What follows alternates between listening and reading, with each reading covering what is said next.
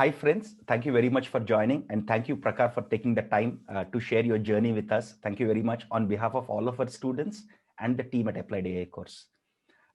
So just to introduce Prakhar, Prakhar was a student from June 2019 to June 2020, and he recently landed as a data scientist at a fintech company or a financial technology company called Simpl. And congratulations, Prakhar. I believe you just joined recently, right? Maybe a few days back. Yeah. So it's been 2 weeks. It's been 2 weeks. Thank you, sir. Congratulations on the transition. And prior to joining Simpl as a data scientist, he was an associate software engineer at HighRadius.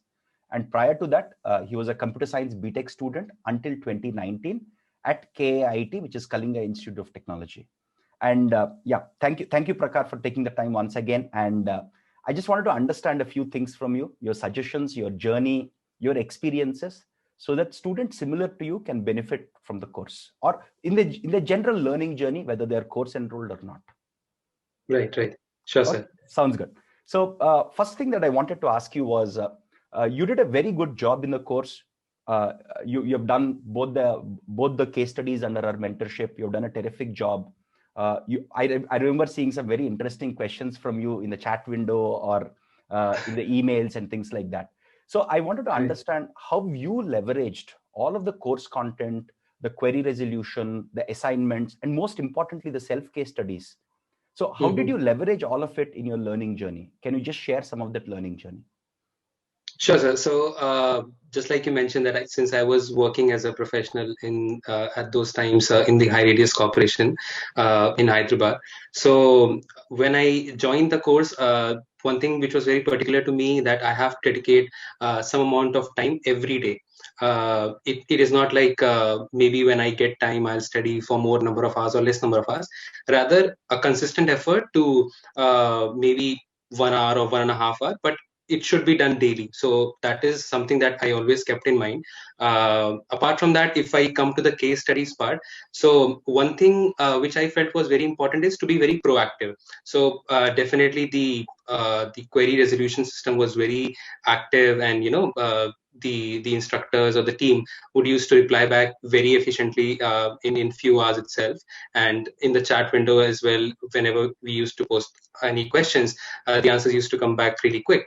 So the only thing is you should be proactive from your end, that you put in efforts, or maybe read some blogs which are mentioned in the comment section. I think that is one of the most important aspect, which you very well mentioned at the beginning of the course itself, that it's not just about seeing the video and then moving forward. You're making your notes, that is one thing, but second thing is to go through that chat window, because there are a lot of students like us who have already may have faced the same issues, right?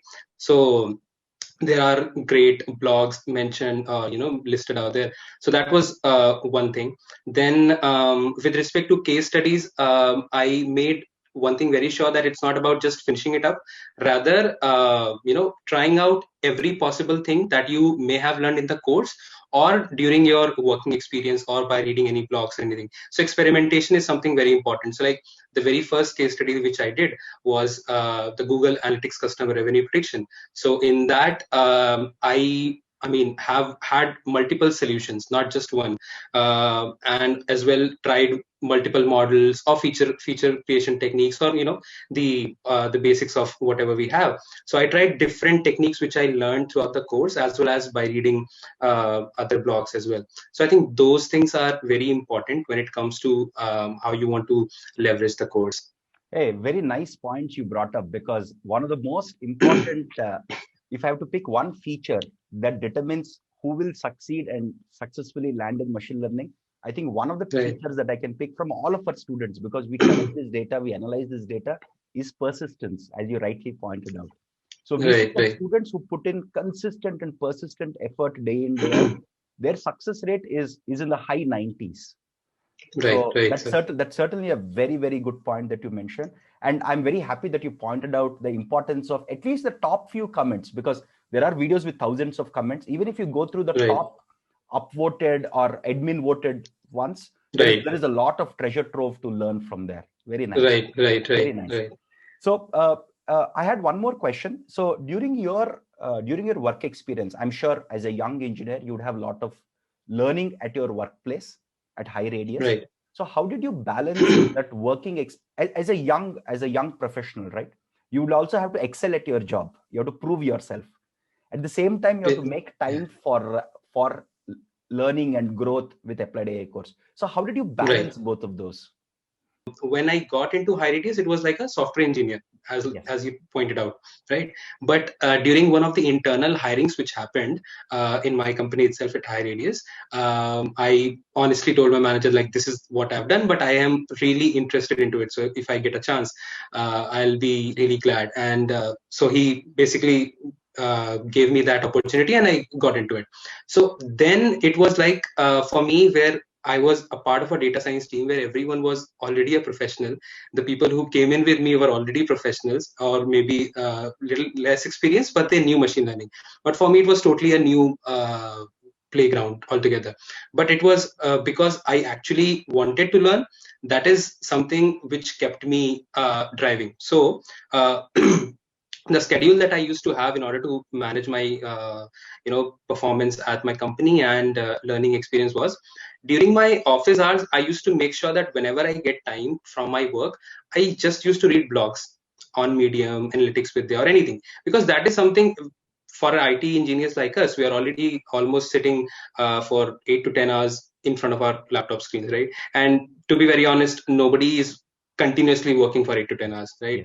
Yes. We do have some spare time in between. So the most important thing is just to develop that reading habit and go through those blogs. And so whatever topic I have maybe studied from the course video through the Applied AI course, maybe related to those topics, I used to just read and skim through those blogs in the office hours, and that is it. But when I used to come back home, and then it was time for me to watch those videos, create my notes and everything. And third point, assignment was something that I used to do at the weekends, because that is the time when I really wanted to invest, and that actually involves a lot of coding and everything, right? So dedicated hours could be given during the weekends.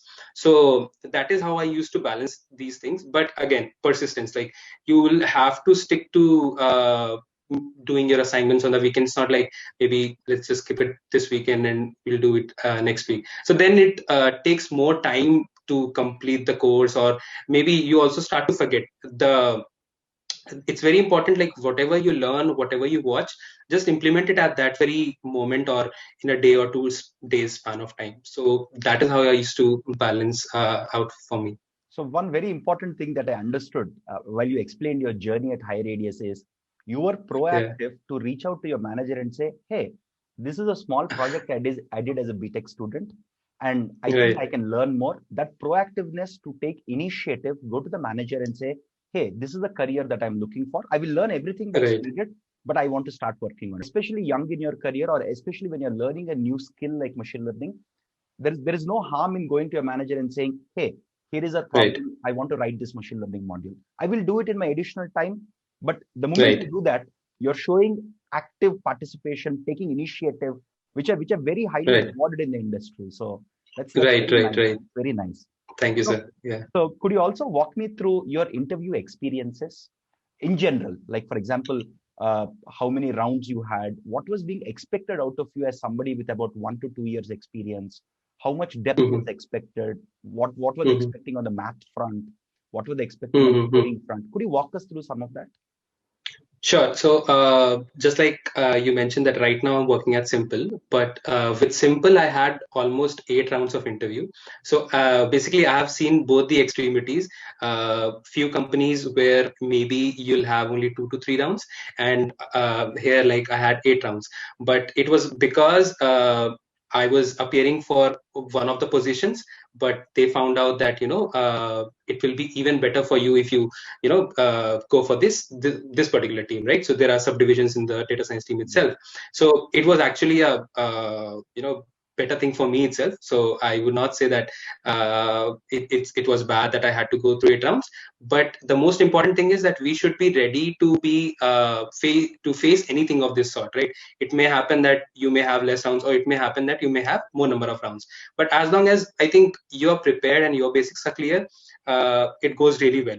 So few of the companies where I had my interviews, in the HR call itself, like the first call that you get from the hiring manager, you may also expect it to be a technical call itself. So whenever you're applying, I think it's very important that you should be very clear of whatever you have on your resume. And one thing, to be very honest, you should never over express yourself on your resume. Just stick it to whatever you have done confidently, and keep it as less as possible. So that is why, like, in few of the companies in the first rounds, the hiring manager or the HR manager, maybe they itself on the very first round start asking some technical questions. So that went around 30 to 40 minutes. So that is also something that you can expect. Now, second thing is, on the mathematical front, if you see, for less experienced candidates like us, I did not see that they were going in a lot of depth. But yes, once you see that a company is going to is interested in hiring you, they may go into the details of when you particularly go for the modeling part. You may say that, okay, I have used a random forest, or I have used an XGBoost model, right? So it will definitely not get limited to that. The person is definitely going to get into the depths of it. About, maybe he may ask you about the hyperparameters. Why did you choose this, or why did you choose that, or how XGBoost is better than random forest? Simple differences between your boosting and bagging algorithms, right? So whatever you are saying, I think you must be very confident, and you must have the in-depth analysis for that particular thing which you said that, yes, I have used this. They may not ask you to explain so and so algorithm which you may never have used in your career, or maybe you have never heard of it. But whatever you say, I think you should have a good understanding of that. Apart from that, I think it's usually limited to 3 to 4 rounds. What about coding rounds? Right. Yeah, that is actually very important. So very first round, like in Simpl, which I had, was the one of the assignments was given to me, right? So a coding assignment. And on the lines of machine learning, like, you have to develop a model. So basically it will be a problem statement, right? An open-ended problem statement where it will be open to you how you want to approach it, and how you want to, what models you want to build. And usually you'll have a weekend time, like you'll get it on, let's say, Thursday or Friday, and you'll be expected to give it on Monday or something of that This sort. is like right? a screening So, task. Screening task. Very first round will be a screening task. Or there were companies where they may test you on your programming skills as well. It may be a programming question, and based on your preference of language, it usually is Python or something. You have to appear for those rounds. So basically a screening round. Okay, but Yeah. how are these coding rounds? Are they very similar to the assignments that you do and the case studies that you do, or are they very different from these?